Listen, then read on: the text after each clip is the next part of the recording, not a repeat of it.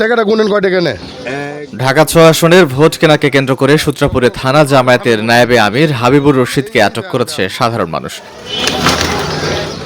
রাজধানীর Sutrapur community centre vote কেন্দ্রের সামনে থেকে তাকে আটক করা হয়। জানা গেছে, সূত্রাপুর ৪৪ নং ওয়ার্ডের একটি চাউলের দোকানে খামে ভরে ভোটারদের কাছে টাকা দেওয়ার সময় এলাকাবাসী তাকে হাতে নাতে ধরে ফেলে।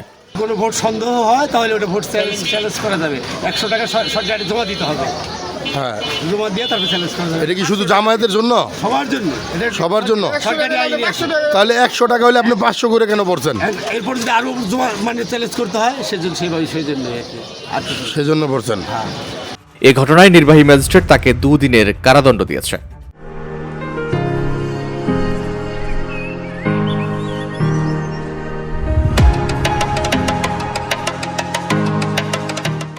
ঘটনার তীব্র নিন্দা জানিয়ে নির্বাচনী আচরণবিধি লঙ্ঘনের ক্ষেত্রে কঠোর ব্যবস্থা নেওয়ার আহ্বান জানায় স্থানীয়রা।